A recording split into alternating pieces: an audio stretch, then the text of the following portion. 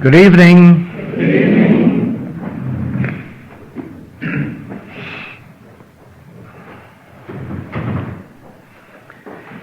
We are finding quite a lot in that Sermon on the Mount, aren't we?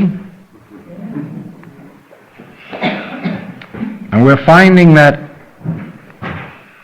there are two ways of life given us there. The old way of the ancient Hebrews, who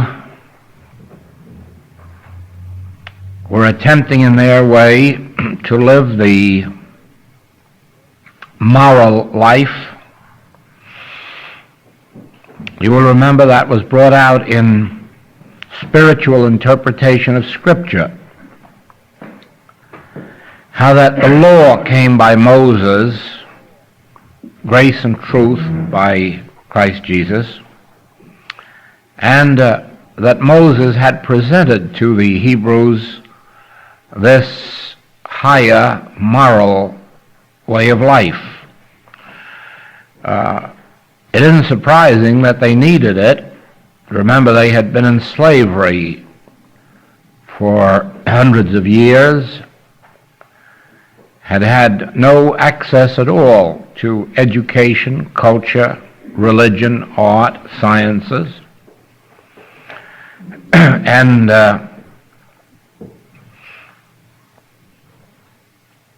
living in that state of slavery, it would be no wonder if they were living without any great developed moral sense. But a moral sense is only a step on the way to spiritual consciousness. And a person may achieve the absolute life of obedience to the Ten Commandments and still be a million miles away from the God life, the spiritual way of life. Because the spiritual way of life is above the pairs of opposites. And here is where you must pay particular attention, because in your metaphysical experience you have probably devoted yourselves to overcoming error. That is, if there were disease in your life, the major part of your experience would be attaining health. And if there were economic lack, your use of a metaphysical teaching would be to establish a greater sense of abundance. And if there were sin, you would try to attain purity. If there were unhappy human relationships, you would of course try to attain a more joyous sense. Now actually, that has nothing to do with the message of the infinite way. The infinite way is not concerned with changing the negative sense of life into the positive, but rising above both the negative and the positive into the spiritual. I noticed today in this new book, The Art of Meditation, right in I think the very first chapter, that it says that we must rise above good health as well as above bad health. And that, of course, is a very difficult point to understand, because from a human standpoint it would be well enough if we could just become healthy or have a sufficiency of supply or normal human relationships. But that isn't enough on the spiritual path. Your righteousness has to be above the righteousness of all the good humans that ever lived. Because the goal of our work is the attaining of Christ consciousness. It isn't the attaining of health. It isn't the attaining of supply. It isn't the attaining of a happy marriage. Our work is the attaining of Christ consciousness, and that is what is shown forth by the Master in this Sermon on the Mount, where he first points out the Hebrew moral way of life, and then says that my kingdom is not of this world. Just think of that. My kingdom is not of this world. My peace give I unto you, but not as the world giveth. There you have two entirely different lives set forth, and this has never been brought forth in our spiritual teachings until now. I'm pointing it out to you. Judge not, that ye be not judged.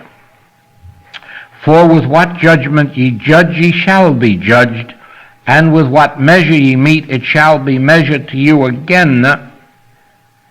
And there you see that if you judge good, you will be judged good. If you judge evil, you will be judged evil. But here he says not judge at all. Your aim isn't even to be judged good. Because remember, those who crowned him one day crucified him the next. And that still takes place in human experience. There's no use of going out and trying to gain the goodwill of your friends or the goodwill of your relatives or the goodwill of the public, for we have all seen how quickly all of that can change. And so there must be a higher step than judging even good. And that higher step is judge not.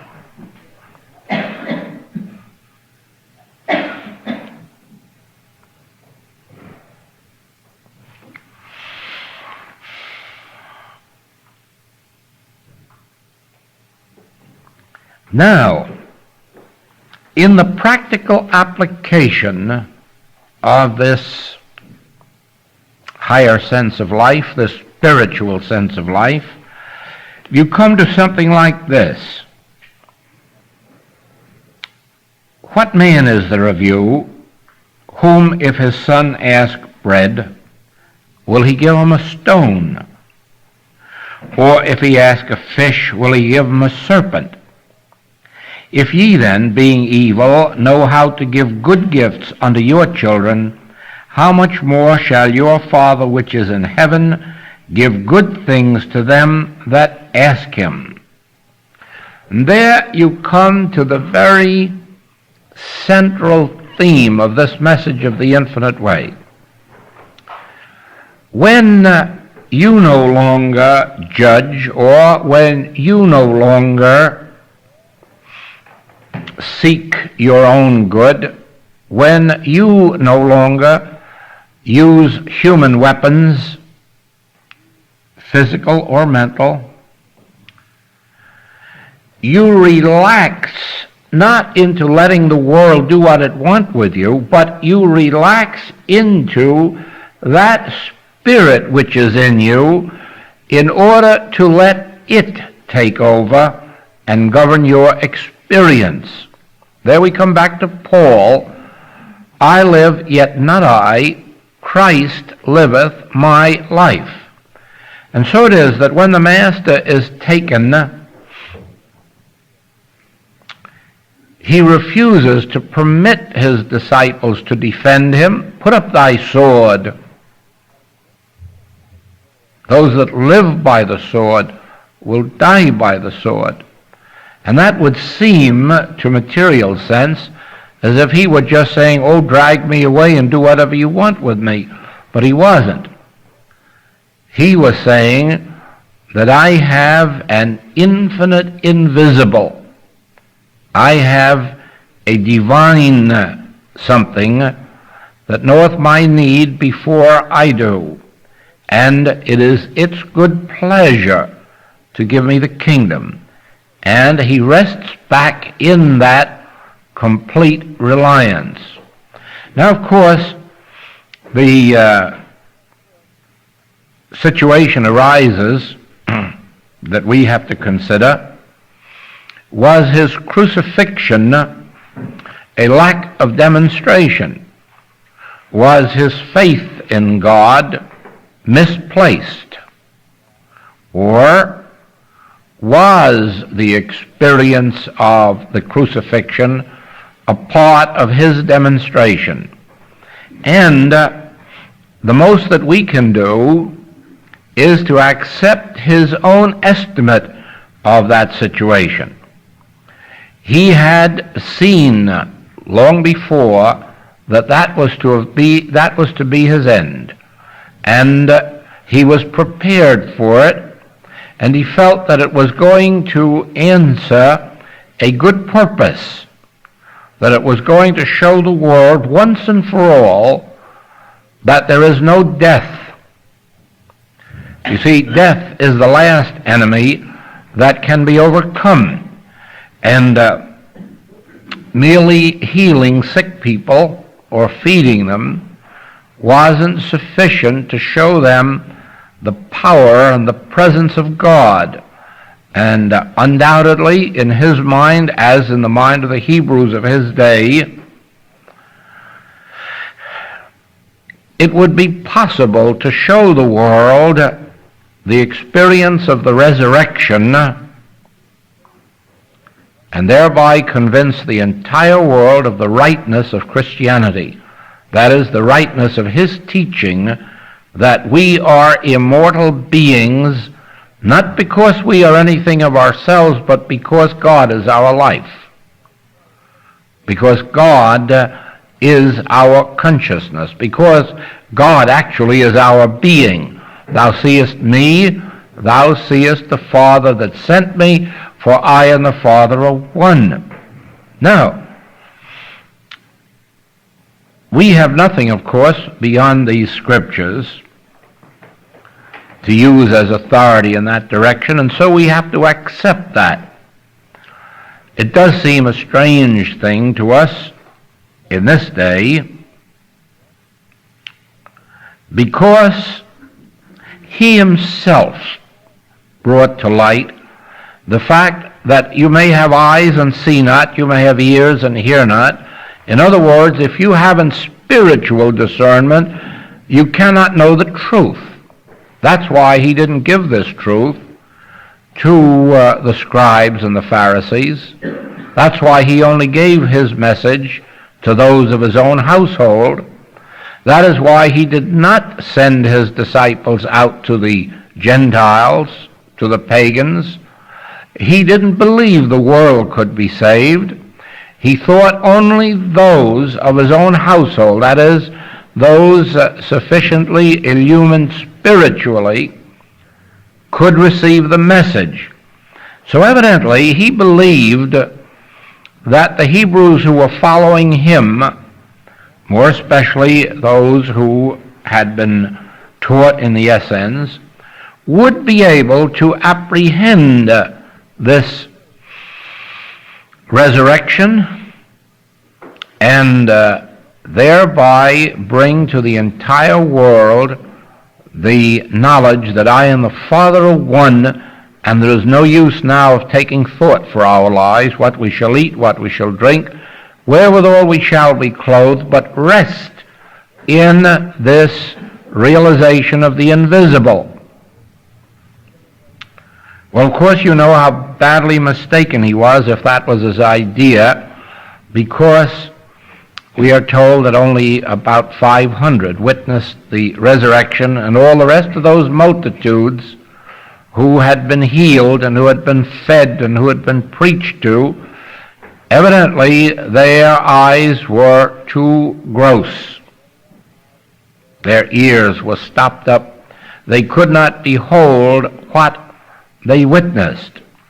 It is for that reason that you do not find us in the infinite way taking large places for our meetings and hoping to convince the world that it doesn't need law courts or armies or navies or medicines, for we recognize that this must come first to those who have enough spiritual light to be able to bring it into their experience and demonstrate it, and then through their experience let it spread out further into the world as sort of a spiritual underground. You know as well as I do that if many of the things that we have said in our classes here and around the rest of the world had been said to the public, by now it wouldn't be the teacher alone who'd be crucified.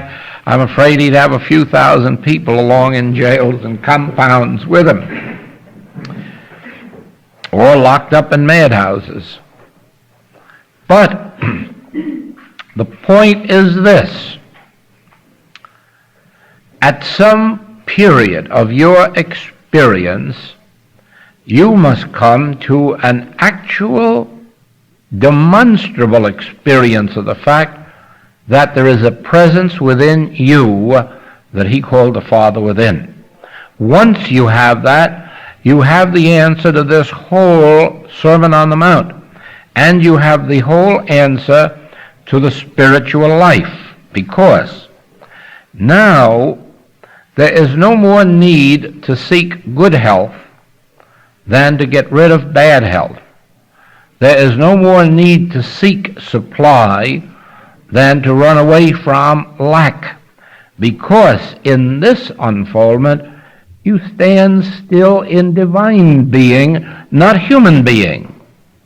Remember this: a human being must be healed, a human being must be supplied, a human being must have their lot improved, but not the child of God. The child of God is sustained by the Father within. The only question is, who is the child of God? And that we're told plainly: if so be the Spirit of God dwell in you. If you can pray for your enemies as well as for your allies. It says very definitely that you must pray for those who despitefully use you. You must pray for the enemy so that you may become the child of God.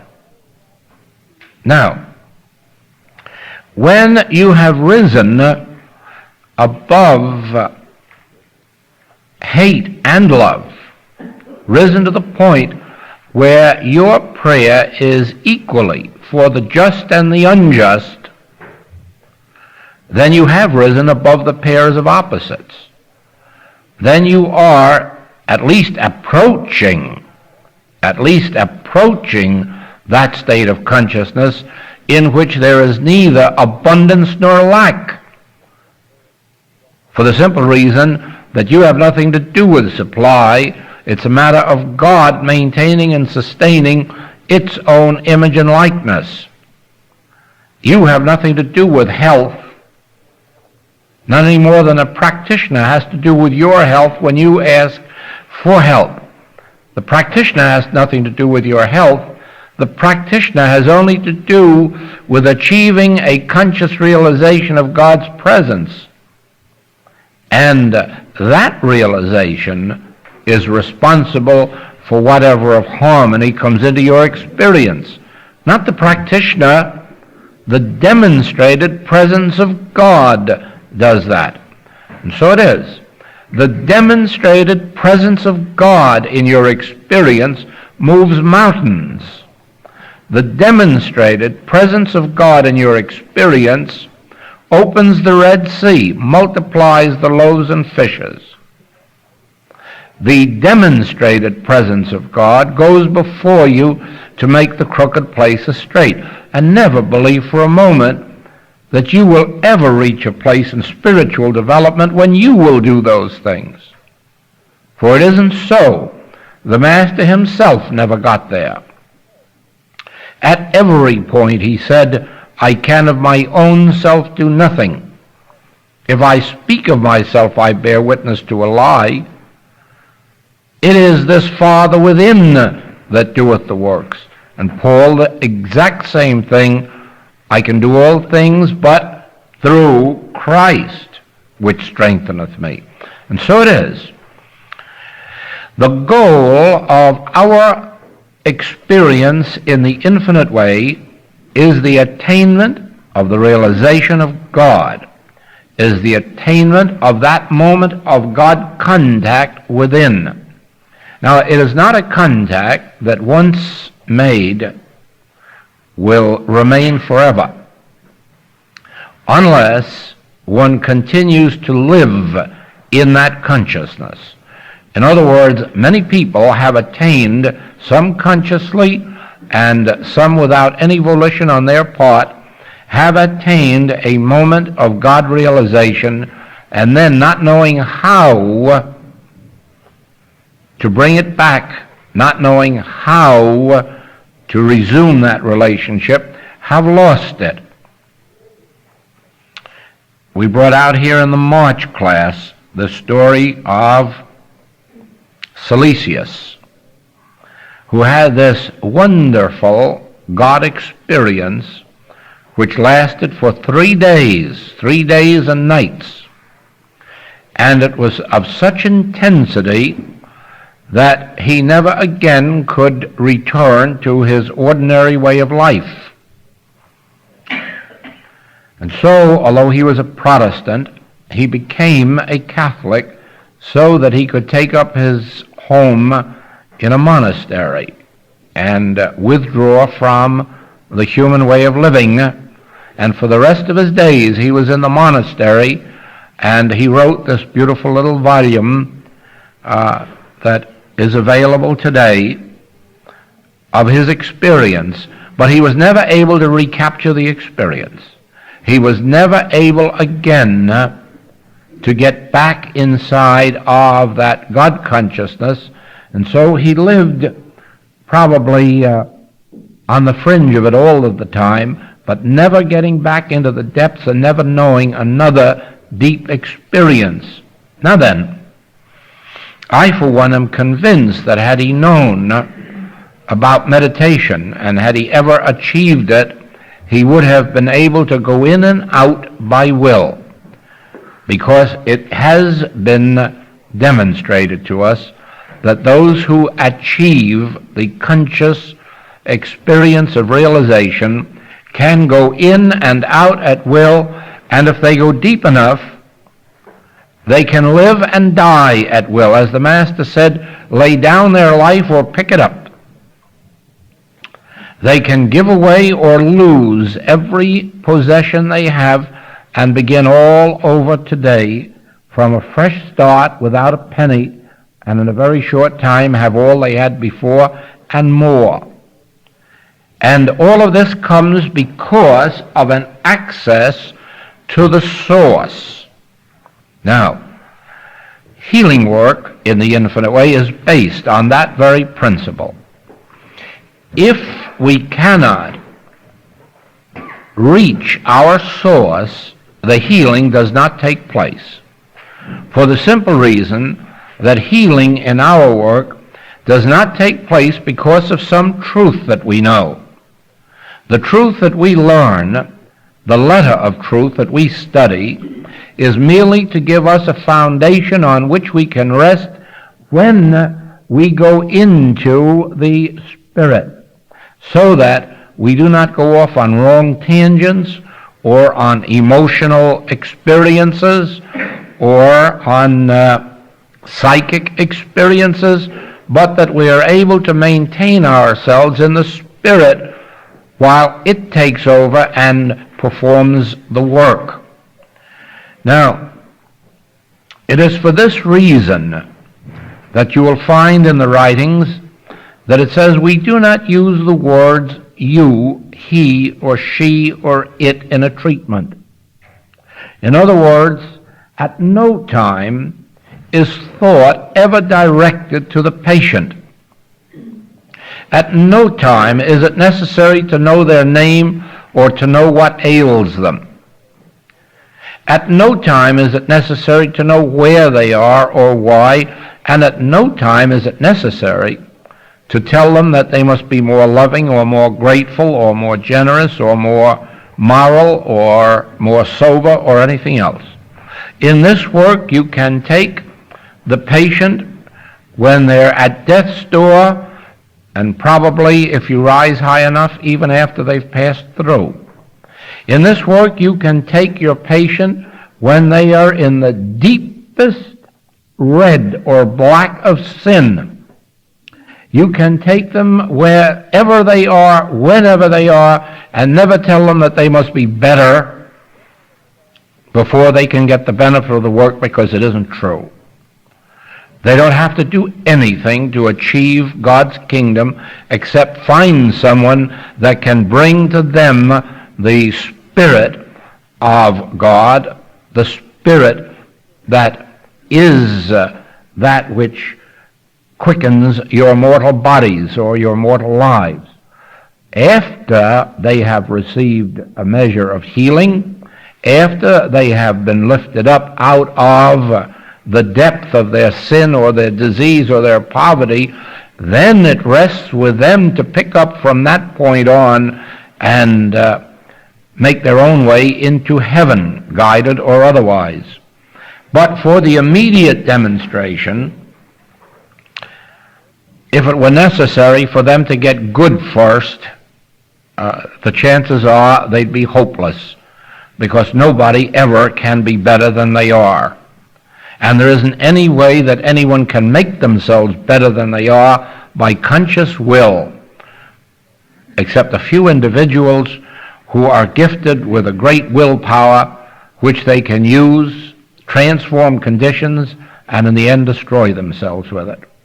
Because when the repercussion sets in, when the explosion comes from repression and suppression, they're worse off than they were before.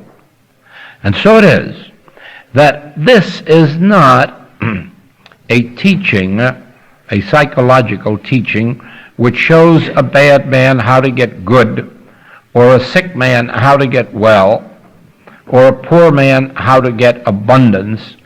It is an unfoldment which says that if you attain that spirit,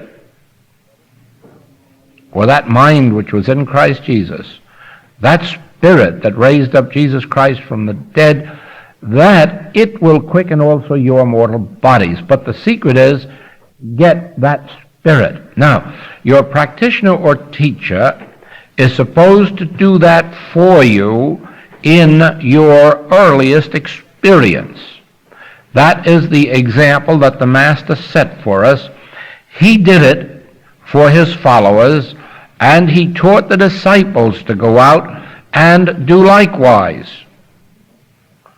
But of course, with the understanding that that was not a permanent dispensation. In other words, after he fed them once, he was shocked that they would come back the next day and want to be fed again.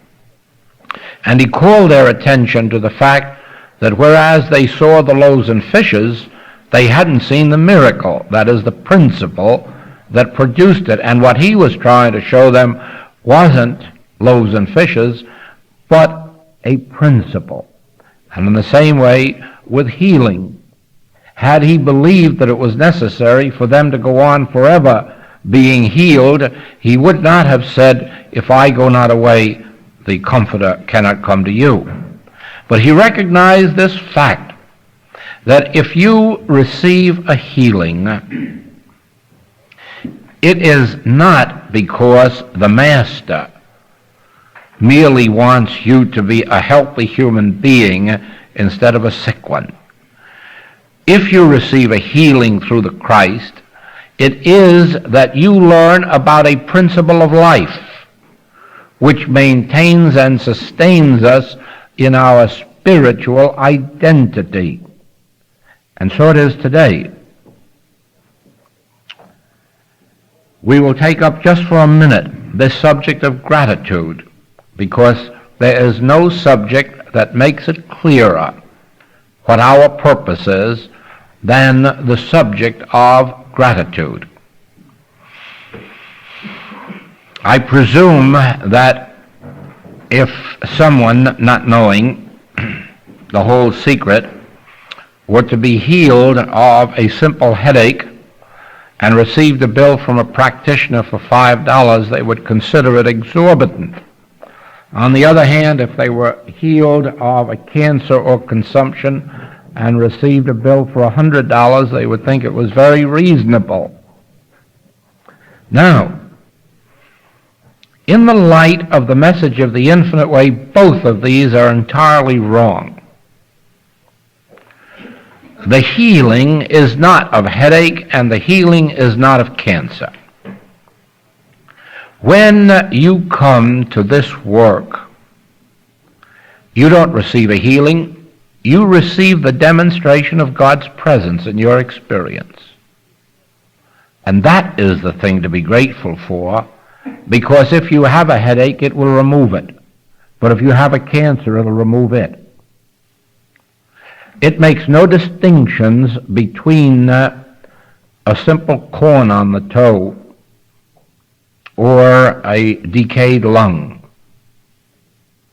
And that is what you must watch for in this work. Don't be grateful for a demonstration of $100 or $1,000.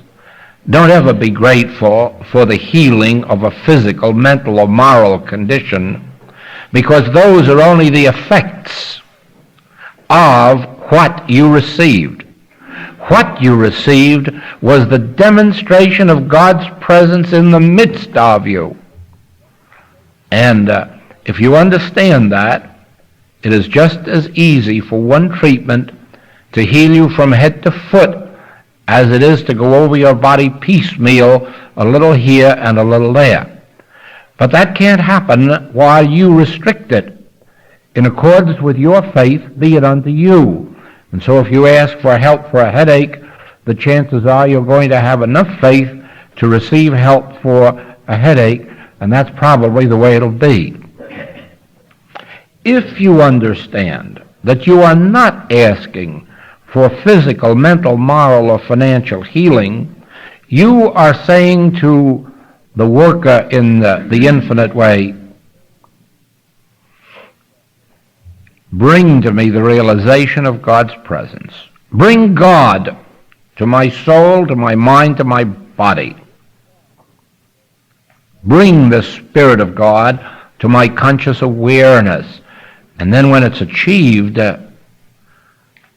you will have had one of the grandest experiences that ever took place on earth, and a very unusual in this age, because there are so few who believe that the presence of God is as available today in our individual experience as it was 2,000 years ago with Jesus, or 3,000 years ago with Moses, and in between with Elijah and Elijah. But be assured of this: every purely spiritual healing that has ever taken place has been the direct result of God realized, God consciously realized. That is why when you meditate in our work with one of our students who have attained conscious realization of God, you will know that it's not an experience of just closing your eyes and waiting for 2 or 3 minutes to pass. You will know that you have lived 1,000 years in those few seconds, the very moment that Spirit touches you, because that is the object of our meditation. Our meditations are not meant to make demonstrations. They are meant to make God live in our experience so that we can say we live and move and have our being in God. God in us and we in God. The Word in us and we in the Word. And all of that Word, a conscious experience. Now there is a God, and no one here doubts it. But if there is anyone here who hasn't experienced God, they've been cheated. They've been cheated out of the greatest experience that anyone on earth can ever know, and not only that, but unless they attain some measure of God realization, they are not living the God life. You must remember that we are told over by Paul in Romans, and I know that metaphysicians especially have never had this called to their attention. Our students have, but it's very rarely spoken of.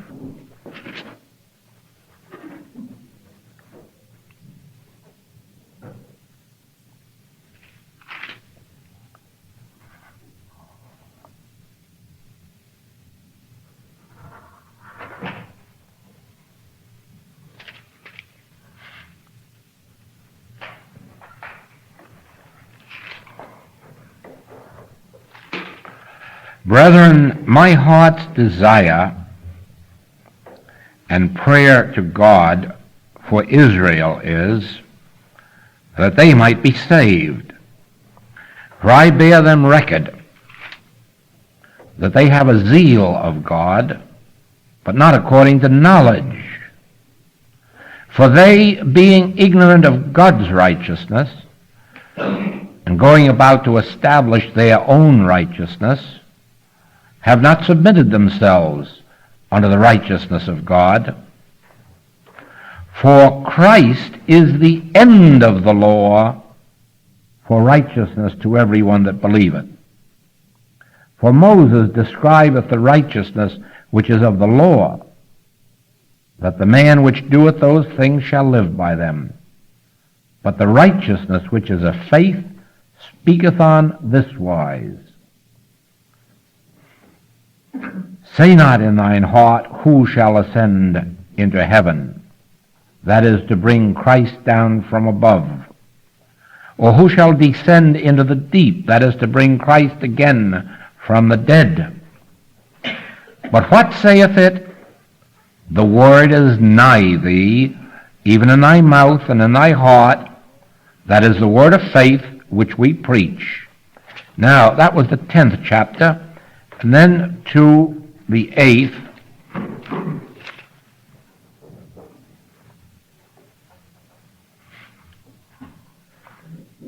There is therefore now no condemnation to them which are in Christ Jesus, who walk not after the flesh, but after the Spirit. And then we come down here to this.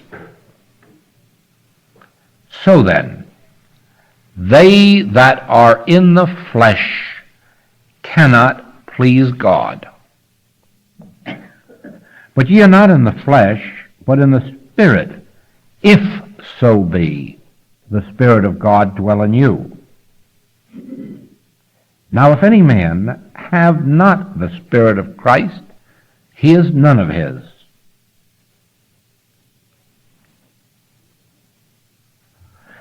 For if ye live after the flesh, ye shall die, but if ye through the Spirit do mortify the deeds of the body, ye shall live. For as many as are led by the Spirit of God, they are the sons of God. And do you see that? There is the distinction that must be made.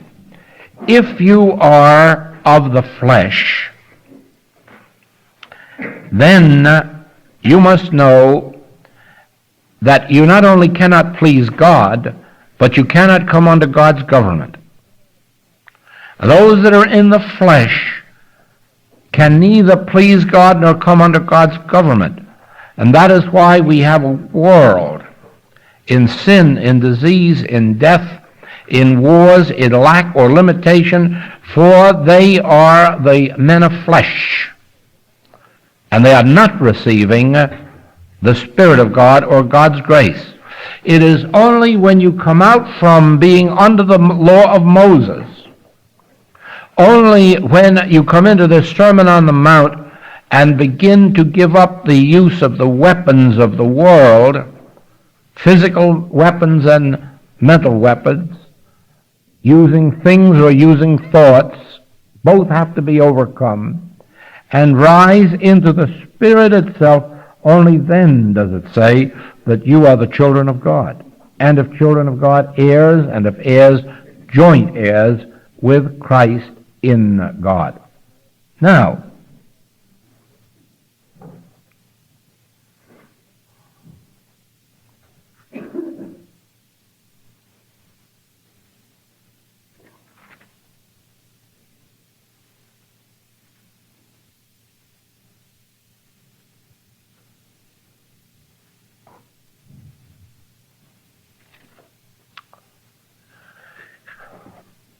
the change from being a man of flesh who cannot please God and is not under the law of God into the man who has the Spirit of God dwelling in him and who therefore is the child of God is a conscious attainment. It is one that an individual has to make by not attempting in his life merely to gain the peace that the world can give, that is, more health or more supply or more happiness, but by attaining that mind which was in Christ Jesus, that spirit which raised up Jesus from the dead. Now watch the difference in your demonstration the very moment that you realize this. I must live my daily life, of course. I must go out to my business, or I must keep house, or I must take care of whatever is given to me to do at this particular moment to do. That's right. And there is no shirking of any of those duties or obligations. But within me, in the inner sanctuary of my own being, I can realize this. I am not seeking the peace that this world gives, but I'm seeking the peace that the Spirit of Christ gives. I'm seeking not things, but the conscious realization of God's presence. My life is not dedicated to increasing my material good, but my spiritual awareness. Those are the first steps in, you must come out and be separate, he says. Come out from among them and be separate. And the first way that there is for us to come out and be separate is to ask ourselves, why am I on the spiritual path? What am I seeking? Is it more of this world's goods? Is it more of this world's harmonies? Is it more of this world's success? Well, even from a human standpoint, that's foolishness. When you look around you and see the amount of people who have gained health and wealth and wish they could get rid of a lot of it, it's so burdensome, or who have attained all that they thought they wanted of name and fame, and then found that it did not bring them that which they had hoped to gain through their ambition. Now we know that regardless of what our human attainments might be, we will find no satisfaction in them. None. The satisfaction that comes to an individual is that which comes through a spiritual attainment. And I've brought this out before because I've seen it in so many cases. The very moment you stop chasing something in life, it begins chasing you. And the very person who decides to stop chasing supply, stop chasing health, stop chasing fame, all of a sudden finds that those things are chasing him up the alleys, trying their best to overtake him, and sometimes they do, which is not bad if it comes that way.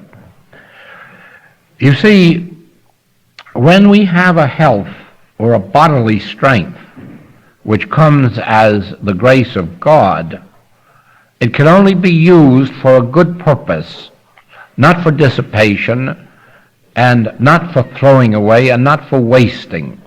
In the same way, when we have a supply that comes as the grace of God, there's no such thing as using it for wrong purposes. It always finds a way of becoming used for good purposes, spiritual purposes. And so it is in all our ways.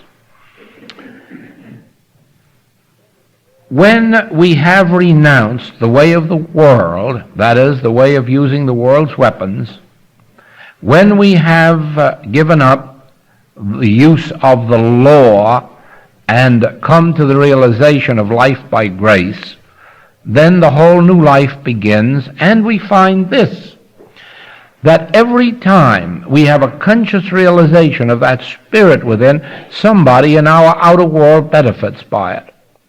There too, you see, we are told that no one can have this light and keep it hidden under any baskets, because it won't stay hidden.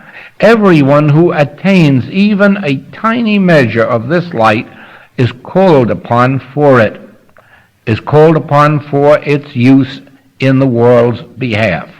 That is why as soon as a person attains some measure of spiritual light, they're called on for healing, or for teaching, or for instruction, for guidance, or for counseling. And that is why many people wonder why there are so many failures in metaphysical work when there is so much zeal. Ah, yes, there are many who would love to be able to save the world. There are many who long to serve the world, and they have all the zeal and they have all the human integrity. But they have not yet that spiritual light without which all of the zeal and human understanding is of little avail. It's of great avail in other walks of life. Oh yes, the doctors and the nurses and the teachers. Oh, there are so many people in so many walks of life that are serving grand and noble purposes, but not the spiritual.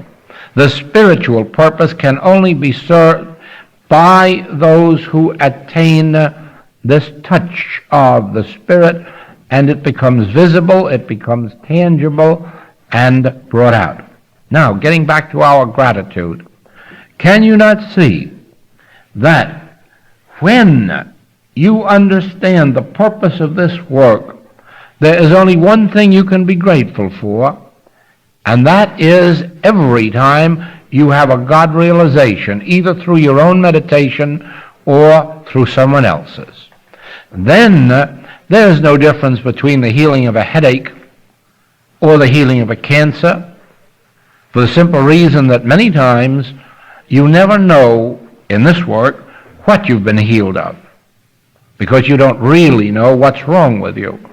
You may have a headache, or you may have a stomach ache or some other thing, and have no knowledge at all of what those things are medically that are working within that would come to light at some other time. But the lives of spiritual students proves that they are touched by far less sin and far less disease than the rest of the world, showing that some of these very times when they believed they've been healed of a headache, they were really and truly lifted out of something far worse. Now let us not put our gratitude down into the level of what we are grateful for as a thing, but what we are grateful for in real demonstration, and that is that the Spirit of God has been revealed to us here on earth in our very bodily affairs. Let our gratitude always be for the spiritual light that has been given us, and then you'll find that form of gratitude is one of the greatest healing agencies in the world. Many people have spoken to me about this in the past and have written questions about it. I'm always grateful for a healing, and yet they say that gratitude is such a healer, but it doesn't work for me. No, being grateful for things isn't the spiritual gratitude that is a healer. The only gratitude that is a healing agency is the gratitude for God, the gratitude for God realization, the gratitude for the Christ Spirit in man, gratitude for what the world would call an intangible. Why, all the rest of the world are grateful for the tangibles. If you were in this work just a short time, you'd see how much more grateful people are in their expression of gratitude when they receive a physical, mental, moral, or financial healing than when they receive spiritual teaching.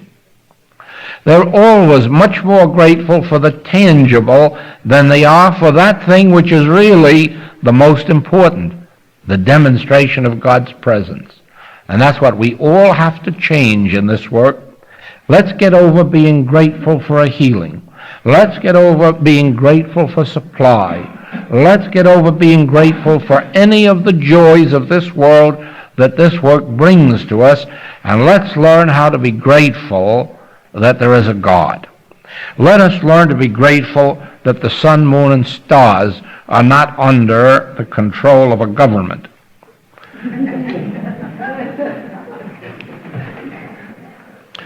Let's learn to be grateful that these great laws of like begetting like, all these great laws of love, great laws of life, are not subject to man. When we learn to look out on this entire world and even to be grateful that 2 times 2 are 4, then we're really being grateful for the spiritual things of life, and thereby we're opening ourselves to God's grace. No one can be truly grateful for God without feeling an inrush of the Spirit, whereas being grateful for the greatest healing in the world is really and truly nothing at all. Anyone can be grateful on the human plane for a physical benefit, for the peace that the world can give. But for those students who can be grateful for those things that only the Spirit of God can bring, which sometimes may seem to be in the field of the intangibles, but which later get to be much more tangible than any of those things that the world is grateful for. Now, that really and truly brings to light this secret of the Sermon on the Mount. The Sermon on the Mount takes us out of the pairs of opposites. It takes us away from the health and no health, the supply and no supply, and takes us into that world of the Spirit where we relax and judge not after appearances, judge not at all as to whether it's health or unhealth, but whether we stand in that Spirit. And that, of course, is going to lead us to the place that makes it, well, I was going to say simple, but that's not quite true, but more simple to demonstrate the Sermon on the Mount, and that is when we come to this subject of neither good nor evil. Those of you who have studied the writings well know that all the way through the writings we are based on that particular premise of neither good nor evil, that our attempt never has been to change evil into good in any way. And now, in order to make that live and come alive in our experience, we are going to have, and we'll take this up tomorrow night, the beginning of this subject of good and evil. Meanwhile, let us take these questions. How does one give God all the honor and power and glory? Well, right there. If you look behind the scene, the visible scene, and acknowledge always that there is an invisible producing the visible, you will be giving all honor and glory to God. The very moment that we believe you and I are responsible for something, we are taking from that. But when you, for instance, look out at the growing crops, the trees, fruits, and realize that there is an unseen presence and power responsible for that, then you're giving all honor and glory unto God. When you look at a monumental piece of work like the Golden Gate Bridge or the Empire State Building or something of that nature, and realize what lies back of that creation, realize the spiritual laws that existed before Abraham was, that men have merely brought to light in order to bring these creations to us. Every time you fly in a plane, and just think of yourself sitting up 4 or 5 miles above the earth as comfortably as if you were in your own home. Think of that miracle. And then remember this, that it wasn't men who created this. There were spiritual laws that men discovered, spiritual laws that existed before the Wright brothers, spiritual laws that existed before Leonardo da Vinci, spiritual laws that existed before Abraham was ever on earth or before the Aryan race began. And it is those spiritual laws that are holding us up in the air in those planes. Always remember this as you read of this coming atomic age. And I'm thinking, of course, of its constructive side. Remember this, that these laws have existed since before there was a man on earth to realize them.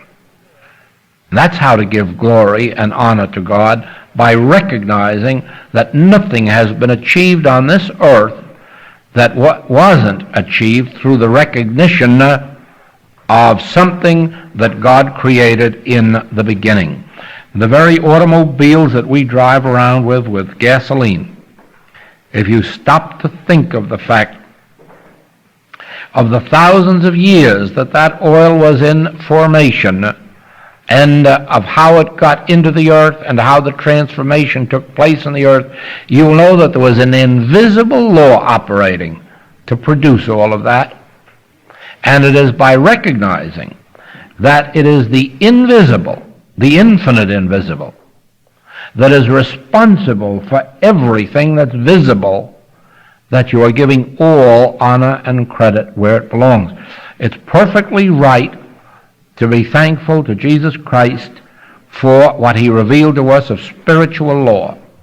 It is just as right to be grateful to Moses for having given us that which was necessary first, the moral law. It certainly is right to be grateful to Benjamin Franklin and to the Wright brothers and to Kettering and all of those who have made life comfortable. But how can we be grateful to them at all without realizing that they are but the instruments through which divine law has been brought into our experience?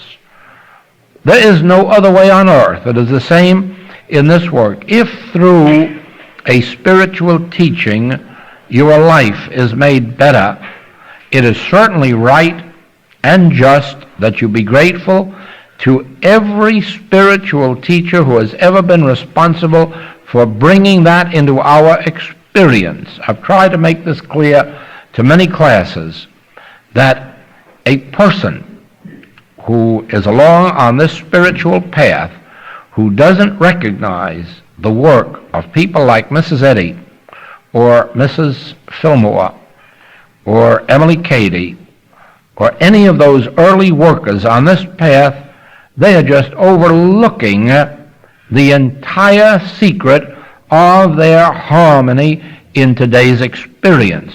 For every one of those was a pioneer passing on to us that which had been revealed to them and which we have the privilege of using, and if we dedicate our lives to it, carrying on even to higher measure. For there never will be a time when the grace of God will be completely realized by man. God's grace is infinite, and we have only the capacity to understand and demonstrate in proportion to our developed consciousness. But remember this, that the more we develop our consciousness, the more we lay the foundation for the next generation to develop theirs to even a greater extent. We have developed ours with these principles that have been given to us by Jesus and John and Paul and Mrs. Eddy and all the rest of these people. But the next generation and the one after that will have, in addition to it, all that we can pass on to them. And so it must be, recognition can be given to everybody on the spiritual plane of discovery or the material one of invention and discovery and science. But to give complete honor and glory to God, bear witness to the fact that none of these people could have achieved anything if there hadn't been some spiritual truth for them to bring forth in human form. And now this is, if there is no such thing as time or space in reality, how is it that an individual state of consciousness seems to get so much more of an unfoldment during attendance at a class, when it is possible to get help from Hawaii to New York or Timbuktu? Well, of course, the answer is this, that there's no such thing as time or space in reality, and to receive this help from afar off, it becomes necessary for an individual themselves to rise above time and space.